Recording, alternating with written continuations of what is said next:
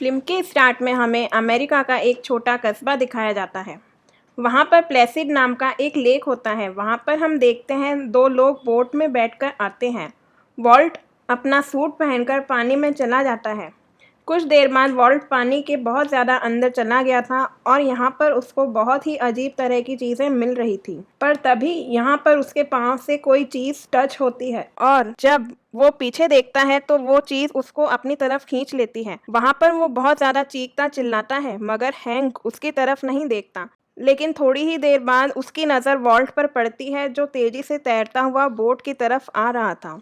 वो आकर हैंक से मदद मांगता है ताकि वो उसको बोट में ऊपर की तरफ खींच ले, मगर तभी हम देखते हैं कि जैसे पानी में कोई बड़ी चीज़ है, जैसे बहुत बड़ा कोई क्रोकोडाइल। तभी हैंक अपने साथी को बोट की तरफ ऊपर खींच लेता है, लेकिन तब तक बहुत ज़्यादा देर हो चुकी होती है। उस चीज़ ने वॉल्ट को खाना बना लिया था। वो उसके बॉडी का आधा हिस्सा खा चुका था। अब वॉल्ट के पास सिर्फ ऊपर का बॉडी का हिस्सा बचा था। ये देखकर हैंक बहुत ज़्यादा डर जाता है। उसकी हालत बहुत ज़्यादा खराब हो जाती है। अब इसके बाद ये खबर सुनकर फिशिंग डिपार्टमेंट वाले अपने एक ऑफिसर को भेजते हैं, जिसका नाम जैक था। वो ऑफिसर वॉल्ट की बॉडी को देखता है तो पूरी तरह से शॉक्ड हो जाता है, क्योंकि उसने पहले ऐसे कभी भी नहीं देखा था। अब हैंक और जैक मिलकर दोनों इस केस पर इन्वेस्टिगेट करना स्टार्ट कर देते हैं। वो लोग ये समझ रहे थे कि ऐसे इंसान को मारना किसी बहुत बड़े क्रिएचर का काम हो सकता है। उसे हम लोगों को ढूंढना होगा, क्योंकि वो आगे जाकर भी लोगों के लिए खतरा बन सकता है। नेक्स्ट सीन में हम कैली नाम की लड़की को देखते हैं। वो पुरानी चीज़ों को ढूंढती है और फिर उन पर रिसर्च करती है।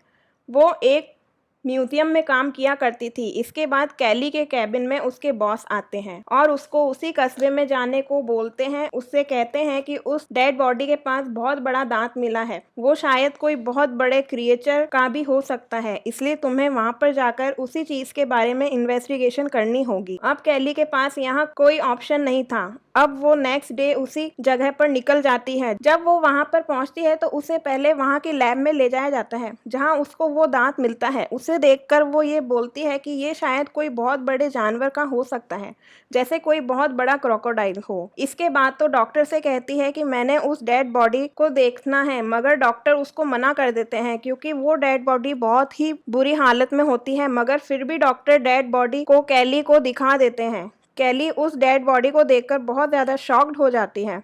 हैंक उनको बताता है कि उस लेक के पास एक कपल रहता है और उसके अलावा वहाँ पर कोई भी नहीं रहता।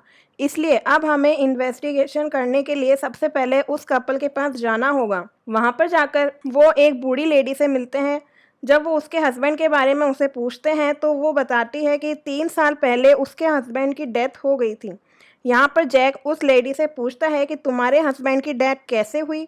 तो वे बताती हैं, उन्हें मैंने खुद मार दिया क्योंकि उन्होंने मुझसे कहा कि मैं आज़ाद होना चाहता हूँ। इस औरत की ये बात सुनकर तीनों बहुत ज़्यादा हैरान हो जाते हैं और वो ये सोचते हैं कि शायद ये बूढ़ी औरत पागल है। अब जब ये लोग वापस आ रहे होते हैं तो जैक को लेक में कुछ तैरता हुआ नजर आता है। जब वो उस चीज के पास पहुंचते हैं तो हैंक उस चीज को बाहर निकालता है। ये तो किसी जानवर का कटा हुआ सिर था। अब जानवर के कटे हुए सिर को देखकर ये लोग अंदाजा लगा सकते हैं कि वो क्रीचर कितना ज्यादा खतरनाक है। इसलिए अब ये डिसाइड करते हैं कि लेक के किनारे ये टेंट लगाएंगे और टाउन के बाकी ऑफिसर्स को भी बुलाएंगे, ताकि मिलकर सब लोग उस जानवर के बारे में पता कर सकें। वहीं पर हम देखते हैं कैली और जैक को एक हेलीकॉप्टर आता हुआ नजर आता है। उस हेलीकॉप्टर में से मेट्रोलॉजी के एक प्रोफेसर निकलते हैं। इस प्रोफेसर का नाम था हेक्टर, और हेक्टर को उस बड़े से जानवर में काफी ज्यादा दिलचस्पी थी। वो इस चीज को देखना चाहता था और फिर वो अगले दिन छोटी बोट में बैठकर निकल जाते हैं। और जब वो लेक के दरमियान पहुंचते हैं तो वहां पर उन्हें कुछ छोटी छोटी मछलियां कूदती हुई नजर आती हैं और तभी उनकी बोट पानी में पलट जाती है। वहां पर कैली पानी में गिर जाती है,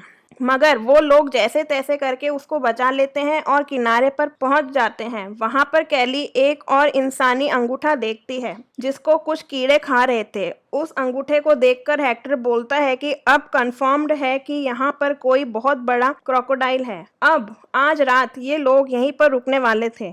अब वहाँ पर हेक्टर कुछ ऑफिसर्स को लेक के किनारे एक जाल बिछाने को कहता है ताकि मगरमच्छ जब भी आए तो इस जाल में फंस जाए। अब अगले दिन हम देखते हैं कि वो लोग फिर से दोबारा लेक पर जाते हैं। अब तो उस जगह पर जाते हैं जहाँ पर वॉल्ट को उस क्रोकोडाइल ने मारा था। अब हेक्टर वहाँ पर एक स्पीकर पानी में डाल देता है जिससे मछलियों की आवाज आती है, जिससे वो जेंट क्रोकोडाइल की तरफ अट्रैक्ट हो, मगर वहाँ पर काफी देर हो जाती है। हेक्टर अब ये खुद डिसाइड करता है कि वो पानी में जाएगा और जाकर पता करेगा क्या वाकई ही पानी में कोई जेंट क्रोकोडाइल है या नहीं। अब वो ऐसा ही करता है और खुद पानी में कूद जाता है। कैली और हैंक मशीन में देख रहे होते हैं जिससे कोई हलचल हो तो फौरन उन्हें पता चल जाए, मगर थोड़ी देर बाद उनकी बोट से कोई बहुत बड़ी चीज टकराती है जिससे कैली दोबारा से पानी में गिर जाती है। ये देखकर फौरन हैंक बोट की रस्सी काटता है और कैली को ऊपर खींचता है। तभी वो हेक्टर को भी बुला लेते हैं और सब लोग वहाँ से जाने लगते हैं, मगर वो स्पीकर उन्होंने पानी में छोड़ा था। अब वो स्पीकर जो उनके साथ एक ऑफिसर था वो निकालने वाला था। वो जैसे ही उस स्पीकर को निकाल रहा था तभी वो जानवर उस पर अटैक करता है और उसका सर खा जाता है और बोट में उस ऑफिसर की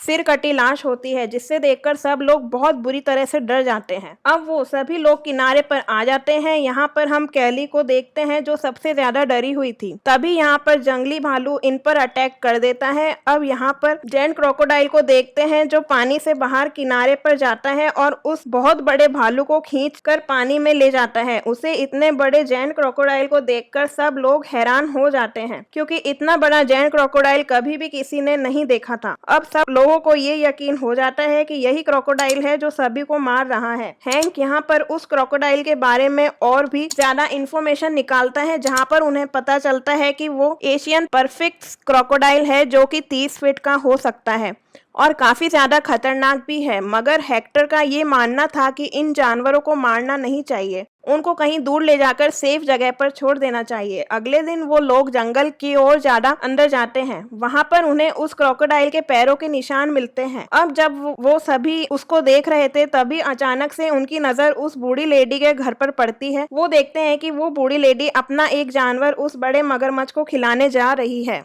यहाँ पर हमें पता चलता है कि वो जेंट क्रोकोडाइल उस बूढ़ी लेडी का एक पालतू जानवर था। अब वो देखकर ये लोग समझ जाते हैं ये बहुत बड़ा क्रोकोडाइल उस बूढ़ी लेडी का पाला हुआ है। अब वो सभी लोग इन्वेस्टिगेशन के लिए उस बूढ़ी लेडी के घर पर पहुंच जाते हैं, जहां पर पहुंचकर उन्हें ये बात पता चलती है कि वो जेंट क्रोकोडाइल उस बूढ़ी लेडी के हस्बैंड का पाला हुआ था और ये क्रोकोडाइल उन्हें इस लेक में 6 साल पहले मिला था। ये बूढ़ी लेडी इस जेंट क्रोकोडाइल को इतना ज्यादा पसंद करती थी कि इसकी हस्बैंड की डेथ का रीजन भी यही क्रोकोडाइल था, पर यह बात अब तक उसने किसी को भी नहीं बताई थी।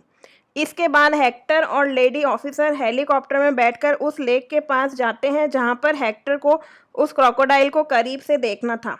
वो अब पानी में कूद जाता है और तभी वो क्रोकोडाइल उसके पास आ जाता है। यहाँ पर इस क्रोकोडाइल को देखकर ये अंदाजा हो गया था कि ये कितना ज्यादा बड़ा है और वो हेक्टर के बिल्कुल करीब आ जाता है। यहाँ पर हेक्टर अगर जरा सा भी हिलता तो हेक्टर को वो मार देता, मगर हेक्टर यहाँ पर जेंट क्रोकोडाइल को डिस्ट्रॉय करता है और वो जल्दी से हेलीकॉप्टर में बैठ जाता है। मगर तभी वो जेंट क्रोकोडाइल उनका हेलीकॉप्टर भी पकड़ लेता है और लेडी ऑफिसर को वहाँ पर फायर करना पड़ता है, जिससे वो उनकी हेलीकॉप्टर को छोड़ देता है। अब वो सभी लोग लेक के किनारे पर आ जाते हैं। ये सब चीजें देखकर जैक ये फैसला करता है कि वाइल्ड लाइफ डिपार्टमेंट के लोगों को यहाँ पर नहीं बुलाएंगे ताकि ये लोग जेंट क्रोकोडाइल को मार सकें। पर हेक्टर और हैंक इस बात पर एग्री नहीं होते। अब वो यहाँ पर यह प्लान बनाते हैं कि वो लोग उस क्रोकोडाइल को बेहोशी का इंजेक्शन लगाएंगे। इसके बाद वो मगरमच्छ किसी सेफ जगह पर छोड़ देंगे। अब वो लोग एक जाल बनाते हैं। वो इस बूढ़ी लेडी के घर से एक जानवर को उठाते हैं और उस जानवर को अपने हेलीकॉप्टर के साथ बांधकर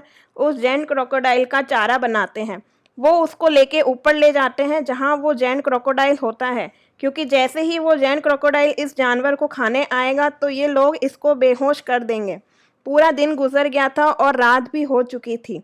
मगर वो जायंट क्रोकोडाइल वहां पर नहीं आता। लेकिन थोड़ी ही देर बाद हेक्टर के रेडर पर किसी बड़ी चीज के आने की इंफॉर्मेशन मिलती है और सभी लोग अब रेडी हो जाते हैं कि वो जायंट क्रोकोडाइल आ रहा है। वो अचानक से ऊपर आता है और उस जानवर को खाने लगता है, मगर तभी हेक्टर का हेलीकॉप्टर इनबैलेंस्ड होता है और वो पानी में गिर जाता है। मगर हेक्टर जैसे तैसे कर कर अपनी जान बचा लेता है, मगर अब हेक्टर लेक के दरमियान में फंस चुका था।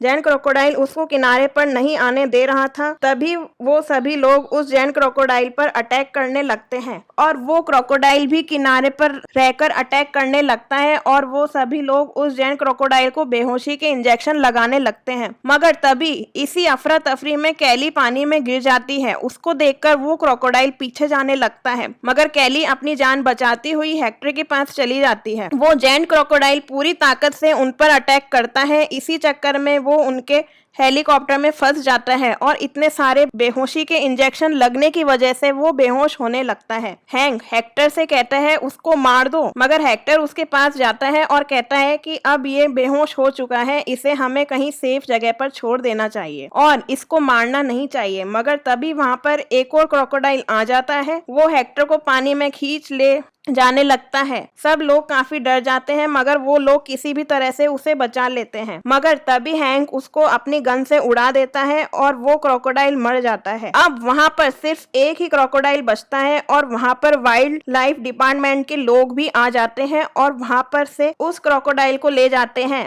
मूवी के लास्ट में हम पोस्ट क्रेडिट सीन देखते हैं, जिसमें हम देखते हैं वो बूढ़ी लेडी उस क्रोकोडाइल के और बच्चों को खाना खिला रही है उसी लेक में, और इसका मतलब ये था बूढ़ी लेडी उसके 2 और बच्चों को बड़ा कर रही थी। हेलो गाइस, आपको ये मूवी का हिंदी एक्सप्लेनेशन कैसा लगा और आगे आप कौन सी मूवी का एक्सप्लेनेशन सुनना चाहेंगे, कृपया कमेंट में लिखकर बताएं और मेरे इस चैनल को लाइक और सब्सक्राइब जरूर करें। और हाँ, बेल आइकन दबाना मत भूलिएगा, जिससे आपको समय समय पर आने वाली मूवीज़ की नोटिफिकेशंस मिलती रहे। धन्यवाद।